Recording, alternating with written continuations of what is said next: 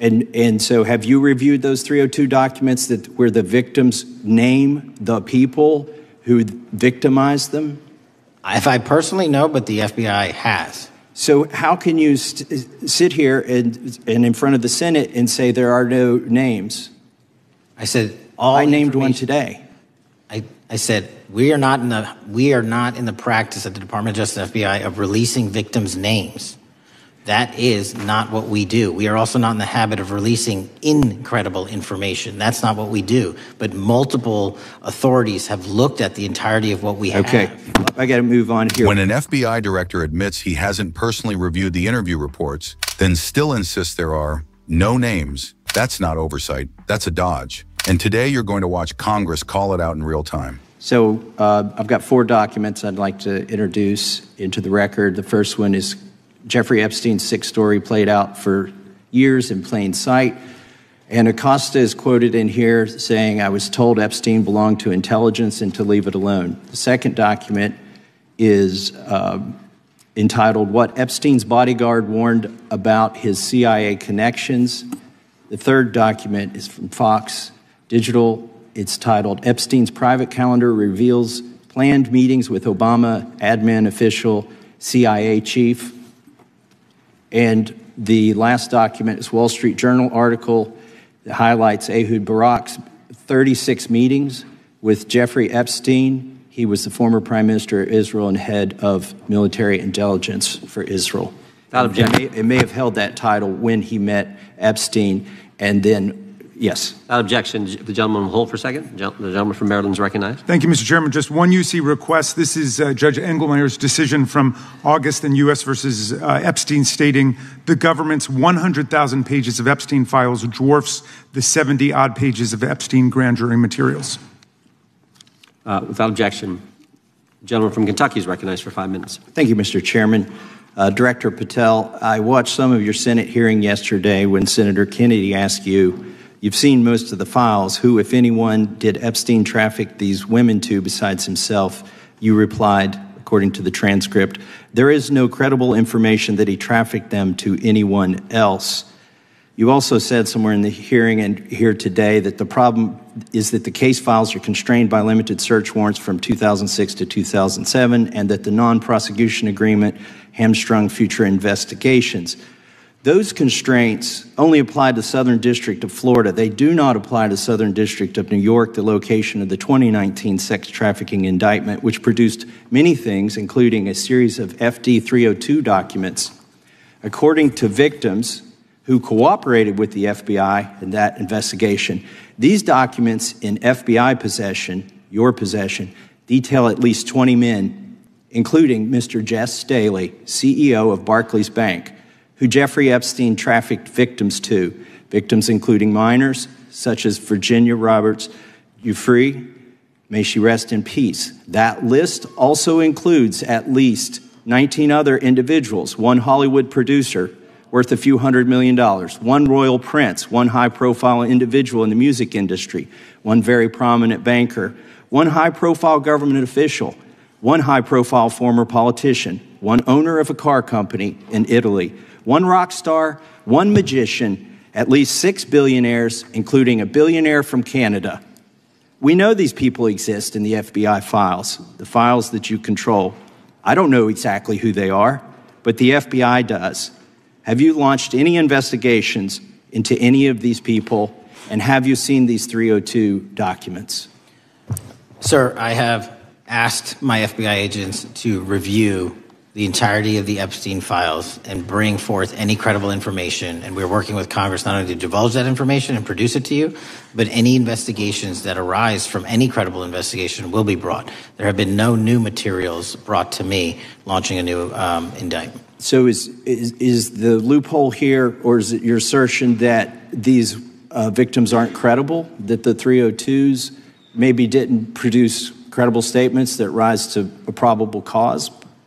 It's not my assertion, sir. It's the assertion of 2 different United States attorneys' offices from 3 separate administrations who investigated those same materials in lifetime. Are the 302 documents in the FBI's possession? They reviewed all that, yes, sir. And so have you reviewed those 302 documents where the victims name the people who victimized them? If I personally know, but the FBI has. So how can you sit here and in front of the Senate and say there are no names? I said I named one today. I said we are not in the practice at the Department of Justice FBI of releasing victims' names. That is not what we do. We are also not in the habit of releasing incredible information. That's not what we do. But multiple authorities have looked at the entirety of what we have. Okay, I got to move on here. Were you present when the AG had the White House event when she released the binders to the social media influencers? I was, yes.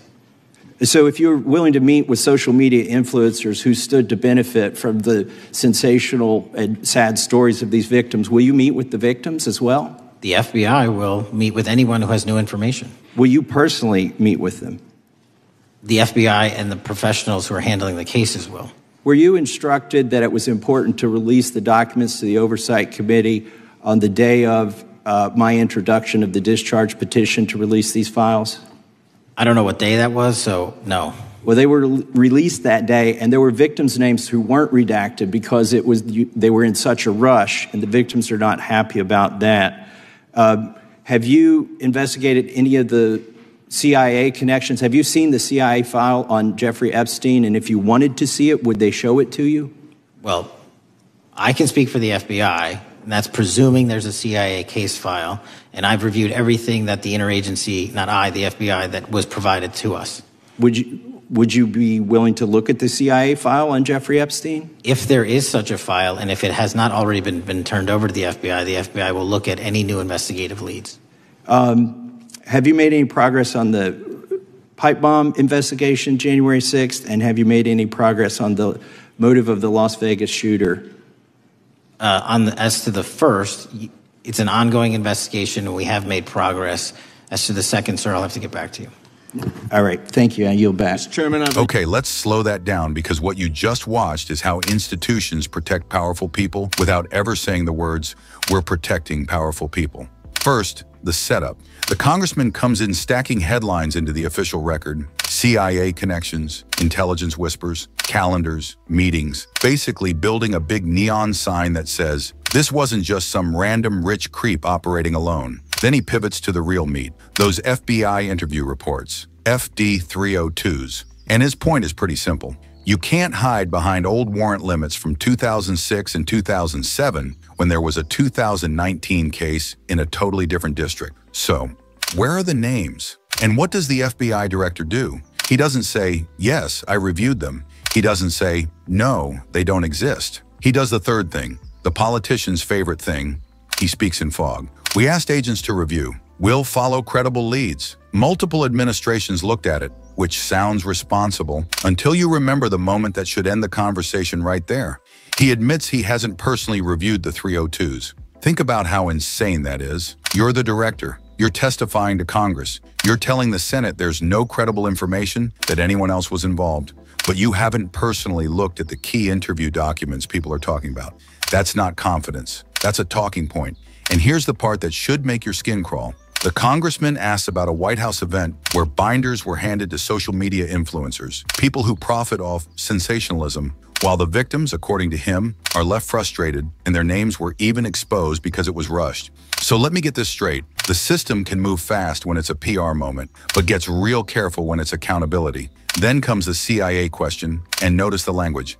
It's all conditional, presuming there is a file, if it wasn't turned over, if there are new leads. That's bureaucratic jujitsu, because if you never confirm the file exists, you never have to explain what's in it.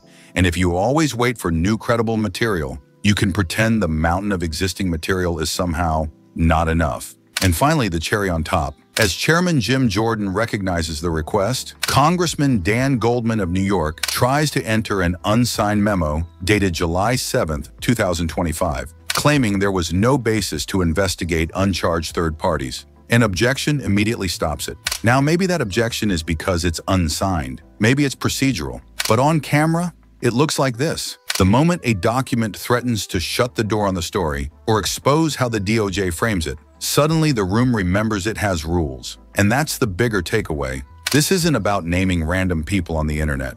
Don't do that. Don't harass anyone. This is about a government that can't even give a straight answer about whether the top official has reviewed the key reports, while the public gets theatrics, binders, and influencer content. If you want trust, act trustworthy. Read the files, meet the victims. Stop outsourcing justice to PR events. Because when accountability gets this slippery, it stops looking like caution and starts looking like protection.